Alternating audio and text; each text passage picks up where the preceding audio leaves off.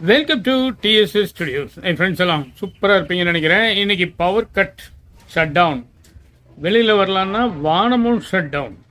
அதனால் இருக்கிற லைட்டில் மேனேஜ் பண்ணி இன்னைக்கு வீடியோவை நம்ம பார்த்துக்கலாம். சரிங்களா? இன்னைக்கு பார்க்க போகிற விஷயம் ஒரு பழமையான அருமையான விஷயம். வளரி வளரி அப்படின்னு ஒரு தற்காப்பு கலை இருக்கு. அந்த கலையில் தமிழர்கள் ரொம்ப சிறந்து விளங்கியிருக்காங்க ஒரு காலத்தில். அவ்வளவு அற்புதமான ஒரு ஆயுதம் அது. கொரில்லா படைன்னு சொல்லி திடீர்னு முன்னால தாக்கக்கூடிய அந்த படைக்கு இந்த வளரி ரொம்ப ரொம்ப ரொம்ப யூஸ்ஃபுல்லா இருந்திருக்கு. அந்த காலத்துல ஒரு வளைவான ஒரு இரும்பு அல்லது மரத்துல கூட செய்யறாங்க. அதை நீங்க படத்துல பாருங்க. அதை நம்ம சரியான முறையில் வீசணும் அப்படின்னு சொன்னால் களரி ஒரு வீசர், பூமரங்னு சொல்லுவாங்கல்ல, அந்த மாதிரி எங்க நோக்கி வீசுறீங்களோ அந்த இலக்கை போய் தாக்கிட்டு திரும்ப கைக்கே வருமா. அது ஒரு பெரிய ஒரு அற்புதமான விஷயம். இதுல தமிழர்கள் அந்த காலத்துல தலை சிறந்து விளங்கியிருக்காங்க. அதுல யார் ரொம்ப எக்ஸ்பர்ட் அப்படின்னா பெரிய மருது, சின்ன மருது, மருது பிரதர்ஸ், மருது சகோதரர்கள் அப்படின்னு சொல்லுவாங்க இல்லைங்களா. காளையார் கோவிலை ஆண்டவர்கள் அவங்க அதுல எக்ஸ்பர்ட்டா. ஆங்கிலேயர்களுக்கு எத்தனையோ பீரங்கி, துப்பாக்கி, மற்ற வெடிமருந்து பொருள்லாம் இருந்தாலும் பூமரங்க பார்த்தா கொஞ்சம் பயம் அவங்களுக்கு. இந்த வளரி மேல அவங்களுக்கு லைட்டா ஒரு ஷேக் இருந்திருக்கு. ஏன் அப்படின்னு சொன்னா இது நின்ன இடத்துல இருந்தே ஒரு 100 கஜம் அப்படிங்கிறாங்க. 100 கஜம் அப்படிங்கிறது மீட்டருக்கு அதுக்கும் கொஞ்சம் தான் வித்தியாசம்.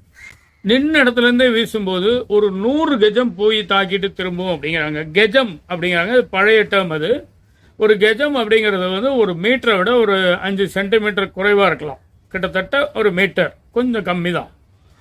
அந்த அளவுக்கு ஒரு அற்புதமான ஒரு ஆயுதம் அது. அதுல நம்ம தமிழர்கள் அவ்வளவு தலை சிறந்து இருந்திருக்காங்க ஒரு காலத்துல. ஆங்கிலேயர்களே பயப்படுறாங்கன்னா பாத்துக்காங்களேன்.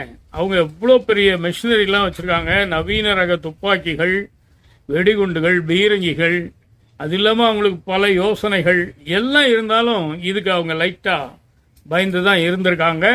அதை அவங்க பல இடங்களில் குறிப்பில் எழுதி வச்சிருக்காங்களாம். பிரிட்டிஷ்ல இருந்த ஒரு பெரிய கர்னல், அவர் ஜேம்ஸ் வேல்ஸ் அப்படிங்கிறவர் என்ன பண்ணியிருக்காரு, பெரிய மருதுகிட்ட இந்த வளரி வீசுறதுக்கு கத்துக்கிட்டாராம்.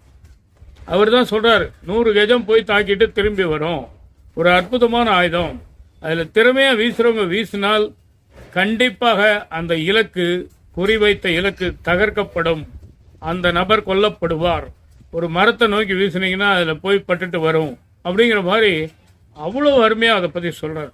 இந்த கலை நாம வளர்க்கக்கூடாது, தொடரக்கூடாதுங்கிற ஒரு எண்ணத்தில், ஒரு கெட்ட எண்ணத்தில் ஆங்கிலேயர்கள் என்ன பண்ணியிருக்காங்க, இந்த வளரி எங்கெல்லாம் இருக்குன்னு சொல்லி கண்டுபிடிச்சு சீஸ் பண்ணி அதை அழிச்சிட்டாங்க. கிட்டத்தட்ட மேக்சிமம் அழிச்சிட்டாங்க. அப்படியும் 1-2 இருந்திருக்கலாம், இருந்தாலும் அவங்களுக்கு ஆபத்து குறைவாச்சு. பார்த்தீங்களா? இப்ப 100 பேர் 100 இடத்துல இருந்து அந்த வளரியை வீசும்போது எங்க வருது, யார் மேல வருது, எத்தனை பேர் சாமான்னு தெரியாம இருந்தது. இப்ப அந்த அளவுக்கு வளரியினுடைய எண்ணிக்கை குறைஞ்சிருச்சு.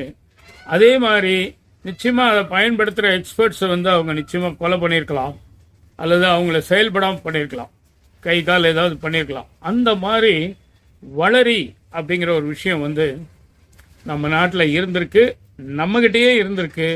இன்னைக்கு நம்ம அதிசயமா பார்க்குற மாதிரியும் யூடியூப்ல கேட்குற மாதிரியும் ஆயிட்டோம். ஏன்னா நிறைய விஷயங்கள், நம்மளுடைய பழமையான விஷயங்கள் நமக்கு அவ்வளவு உபயோகமா இருந்திருக்கு, நம்மளுக்கு பெருமையாகவும் இருந்திருக்கு. அதையெல்லாம் நம்ம என்ன பண்ணிட்டோம்னு சொன்னால் பழசு, அவுடேட்டட், அவுட் மாடல் அப்படின்னு நம்ம சொல்லி அதெல்லாமே விட்டு விலகி தூரமா வந்துட்டோம். அதனால அந்த மாதிரி டெக்னாலஜி எல்லாம் இப்ப நம்ம கிட்ட இல்லை. இருந்தாலும் இந்த காலத்துக்கு அத்தனை பேரை உருவாக்க முடியாது. அதை விட அதிகமான வேகமான ஆயுதங்களும் வந்துருச்சு. அதனால மறந்து போன ஒரு விஷயம், ஒரு சின்ன நினைவூட்டல் தான் இது.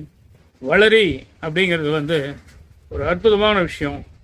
இதுதான் இன்னைக்கு விஷயம். நிச்சயமா இந்த விஷயம் உங்களுக்கு பிடிச்சிருக்கும்னு நினைக்கிறேன். உங்க கருத்துக்களை எதிர்பார்க்கிறேன். இதுல நான் ஏதாவது சொல்லாம விட்டு போயிருந்தா கூட நீங்க தாராளமா கருத்துல சொல்லலாம். அந்த அளவுக்கு இது பேசப்பட வேண்டிய ஒரு விஷயம். சரிங்களா? மீண்டும் அடுத்த எபிசோடில் சந்திப்போமா? அதுவரை உங்களிடம் வந்து விடைபெறுவது உங்கள் அன்பன் டி. சண்முக சுந்தரம், போத்தனூர், கோயம்புத்தூர். நன்றி, வணக்கம்.